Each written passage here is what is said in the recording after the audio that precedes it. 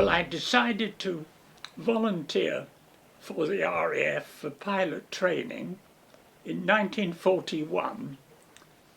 Before that, I'd spent half of a year on factories making munitions. After being kitted out, I was then posted to Scarborough, and this was the initial training wing, ITW. I was now a pupil pilot, and then they kitted me out with I quickly found out that I was going to go to South Africa.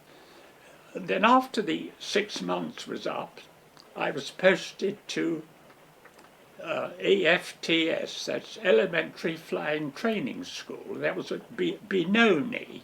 The aeroplane I was going to be taught to fly on first of all was the Tiger Moth, with just the 2 seats, for the pupil pilot in the front one and the instructor in the one behind him.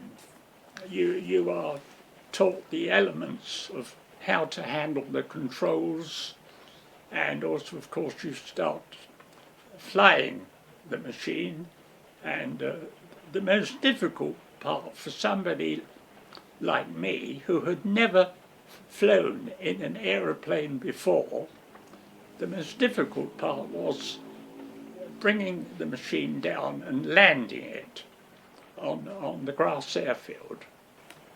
Eventually I managed to go solo, so then I progressed onto the different manoeuvres.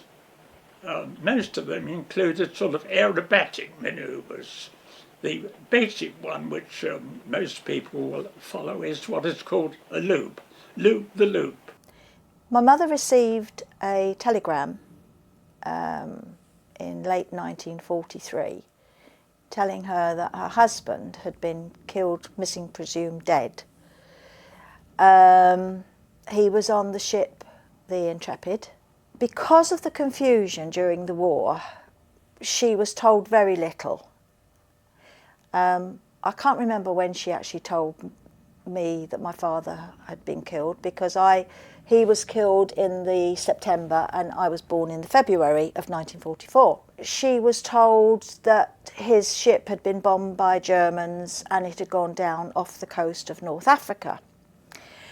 And that was a story that we had for many, many years.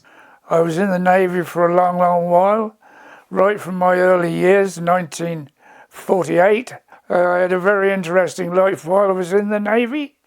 Went to countless places all over the world and met countless people, some of quite prominence and things, such as the Duke of Edinburgh, Princess Margaret, the Queen himself, and of course they used to come on board on a regular basis. We took them all over the place, South Africa, Madeira and places like that, and we had a good time, because being a boy seaman in those early days, it was what they classed as secondary training. And so then I was posted to the Service Flying Training School, that's SFTS. And this was an airfield called Nigel. The aeroplane I was going to fly was the Airspeed Oxford. And this is a twin-engined aeroplane which is fitted out with a bomb bay so that the trainee bomb aimer can lay on his tummy and drop bombs on the agreed target, which would be well marked. Bomb aimer was one of the pupil pilots, so the next time you flew, you would be the bomb aimer and your colleague would be the pilot.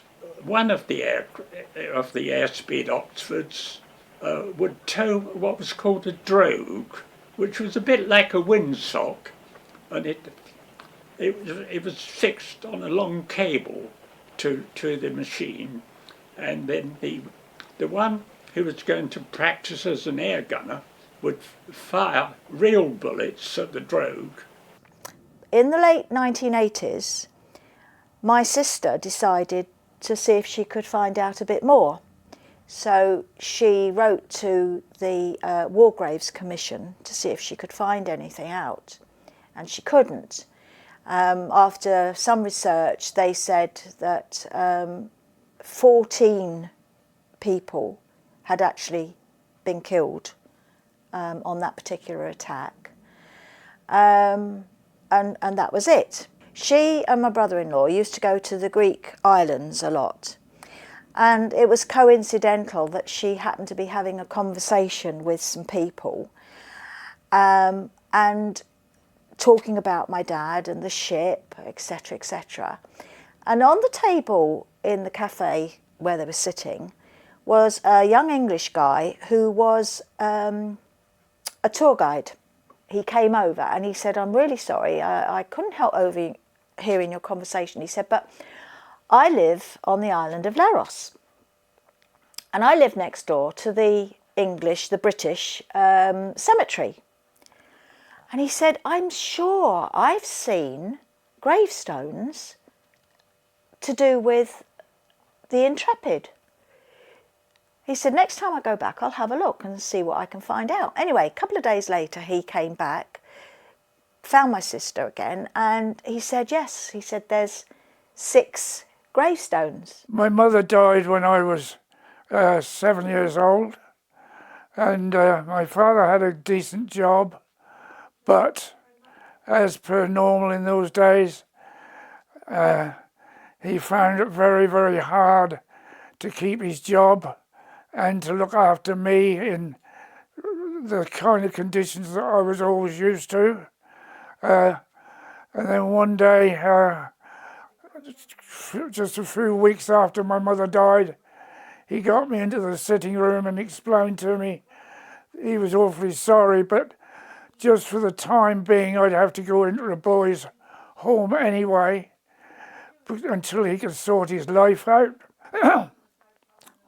Which eventually, because of his perseverance and his dogma way of doing things, we finished up with a lady who he knew and I knew, who came to be our housekeeper, and she was everything that I could possibly ask for, except being the mother's name on a piece of paper. And I was only too pleased when that all took place, and he got in touch with me and said, "I've got some great news for you. This coming weekend I'm coming to pick you up, and your time in the children's home is now over, and you'll come back and live with us as a normal family." You have now been posted from Coastal Command and you're going to Bomber Command, because obviously Bomber Command had lost so many pilots that they wanted to take all the new pilots from Coastal Command. And of course the main thing in England was that we had to fly at night. We hadn't done any training of flying at night time in South Africa, so we had to fly on what was called a beacon crawl, so that you would recognise a beacon's position by the Morse code letters which it was flashing. And they found the cemetery, and they found the gravestones. There was 3 with names on them, and there was 3 that said, "No, none, only unto God." I was living in France at the time, and my sister wrote to me and showed me a photograph of her standing by these gravestones and said, "The 3 that were named are not our dad." And in 2004, we decided to go to Kos for a holiday. And my sister rang me up one day and said, "Oh, on September the 26th, on the island of Leros, they have a ceremony a bit like our November the 11th. So she said, if you're going to be over there then, she said, perhaps you could go over." Anyway, we did.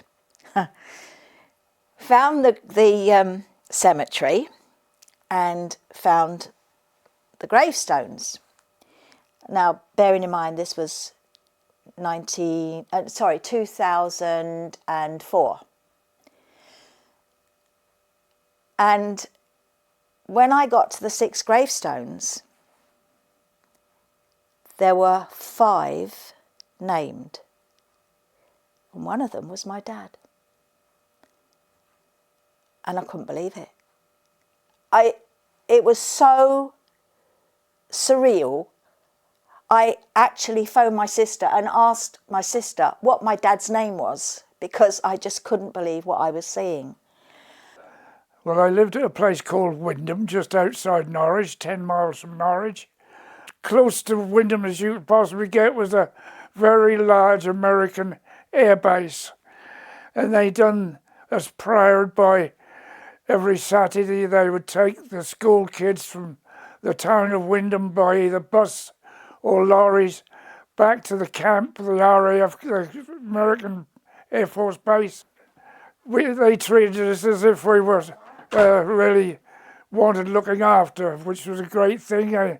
We got sweets and chocolate and hamburgers and things like that, things that we never seen because of the war years. When I had to leave school and Dad said, what do you want to do? Well, I didn't really know what to do because I wasn't that brainy at school by any means. I had a good vision of what was going on around me and I could look after myself and handle myself. But I said I'd like to go in the Navy. And then from that I was posted to OCU, and this was going to be on the Wellington, which is a twin-engined, very heavy aeroplane. Originally it was the frontline bomber for the RAF. We had to do so many hours on that, first of all cross countries, but also they included a special operation known as a bullseye. In the RAF they use these different code words to carry out secret operations, and the bullseye was where you were briefed on where the target was going to be, and your bomb aimer was given a whole batch of leaflets which he had to drop through a special chute which was fitted on the aeroplane. And so you would actually fly to a target in Germany, and your bomb aimer would drop the leaflets, which would of course give messages to the German people about how Hitler was doing all these bad things and so forth. So the bullseye, of course, meant that you could be attacked by a German fighter if you were unlucky. On one exercise, on the way back to Peplo, I had the message, or my wireless operator had the message, that we were diverted because of bad weather at Peplo. So we were diverted to Valley, which is on the Isle of Anglesey. There was a terribly bad snowstorm, and with this snowstorm at night time we could not see anything on the ground at all. So that as I came on the approach to land at Valley, when I got down to 300 feet, I couldn't see a thing. So there was the only thing you must do then to save your life and that of your crew is to overshoot. So every time you did a missed approach, you were going to get back to 3,000 feet altitude and carry out the whole exercise again. But eventually I did see a light and altered course so that I then got on and I landed on the runway. Back in the late 90s, a lady was researching the remains of her brother, who'd also been on the Intrepid. And she came across a book written by the captain of the Intrepid, which is now out of print. And in it, it mentions her brother who was killed on Lerris, and he was buried on the island in this cemetery. She photographed this and sent it off to the War Commission and said, one of those buried is my brother and I would like him named. And on the same page was my father's name. And lo and behold, it wasn't long before I got the information to report to HMS Shockley, which is just the other side of Ipswich on the river. At a particular date and time, the routine wouldn't be allowed to take place these days because of it wasn't brutal in the sense of cruelness, but the general attitude to the way things were done made it very hard for a 15-year-old boy. You just had to do what you were told to do. One example that I've mentioned countless times before is you always had while we were at Ganges, you always had a muster time in the evenings just after tea, and everybody had to be accounted for. But on this particular night, one boy was missing. We were told to get into the pyjamas, nothing else, just pyjamas, no shoes and socks. And we were marched up to the quarterdeck, which is just outside the officers' mess. And we stood there from 6:15 at night till 8:30 the following morning, with nothing on whatsoever all night long, with no shoes and socks on. And that was in the middle of November. 6 o'clock in the morning, nothing but a pair of shorts, no shoes, socks or anything, up and over the mast. It was quite a brutal routine. And if you could swim, you were quids in. But if you couldn't swim, God help you, you know. They showed you what to do, and that was it. And they used to walk around with, they called them prod poles. There's a long pole, and if you were desperate to get to the side, they wouldn't let you get hold of the pole, they'd just push you away with the pole, and you had to make an effort. And the final examination in the swimming pool, you had to dress fully dressed with all the full uniform, overcoat, hobnail boots, and you used to have to swim 2 lengths of the swimming pool. That was absolutely cruel, that was, honestly. How some of them made it, I shall never know to this day, but they did. You couldn't do nothing else but do it. My next posting was to convert to a 4-engined bomber, and the one I had to fly was the Halifax. 4 engines and fitted up with a bomb bay and the 2 turrets I think it had for the gunners to protect the aeroplane, and I carried out a limited number of exercises on the Halifax. By then I had an almost a complete crew. So I then picked up my flight engineer, and I was then posted to a base known as the Lancaster Finishing School. And so for the first time I was going to fly the Lancaster. Time they gave us at Lancaster Finishing School was 6 hours, that was all. 6 hours flying on the Lancaster, completing circuits and then 1 or 2 cross countries, and that was all.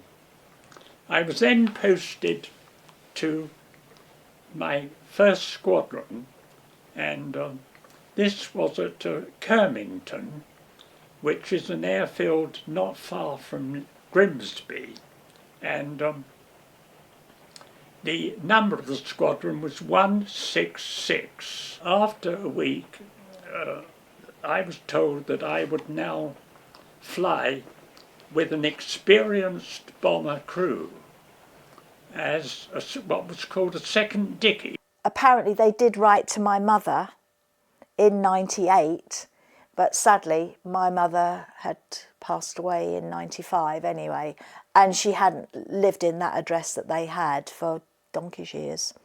But they kindly sent me a copy of the letter. So that was that. So at least we know now, but it was a really strange thing. Some research and some coincidence. It's an amazing story. Yeah, it is. It's quite, 61 years later. I used to go on the river in the mornings, 6 o'clock in the morning, nothing on but a pair of shorts. I used to have to row up and down that river shortly. Boat was huge. Some boys could hardly lift the oars, let alone pull the oars back, to row with. Bomber Command operations, a majority of them were targets in the Ruhr Valley, which of course were munition factories which the Germans were using for their war effort. But we also had oil tankers which we bombed.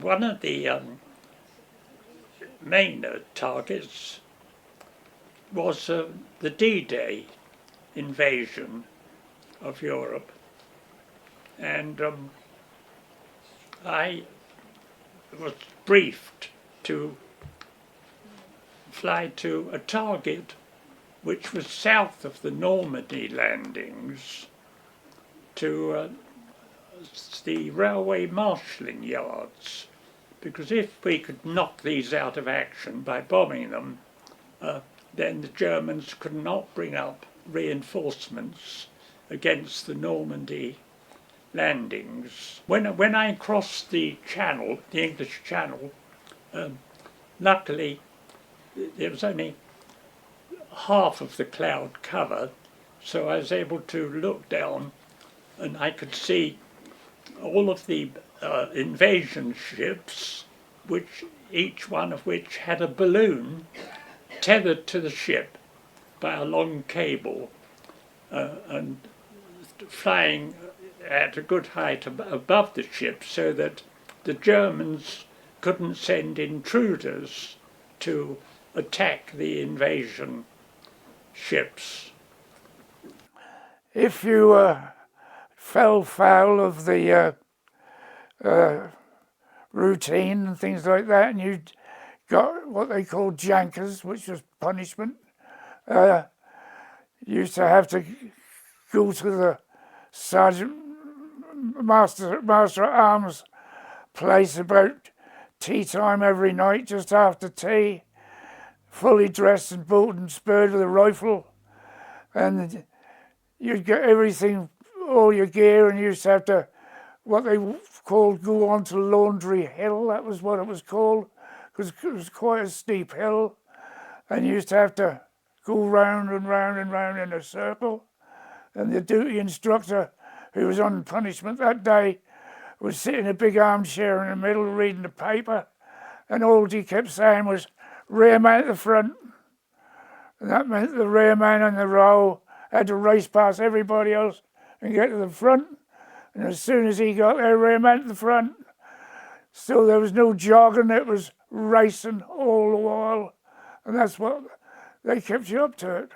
Eventually, we all passed out and we were designated to move to our first ship, which in my case, as I said, was HMS Vanguard, the battleship. Another operation, we were briefed to fly to bomb some oil tanks on the estuary of the Gironde River in Europe, and we were briefed to fly at 100 feet, which was very unusual.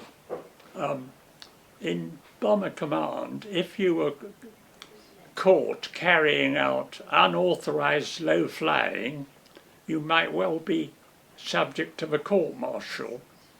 And yet here we were, instead of flying at our usual bombing height of 20,000 feet, we were briefed to fly at 100 feet. Having finished my tour of 31 operations in Bomber Command, I was awarded the Distinguished Flying Cross at the end of 1944. In 1945, my squadron, 166, was disbanded. So I marched on parade to hand over the badge for 166 Squadron. The crew of a Lancaster. Are you on there? Yes, I'm in the middle.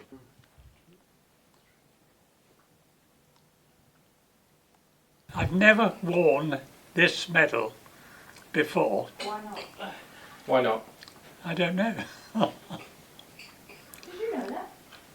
But you've never worn it. You've never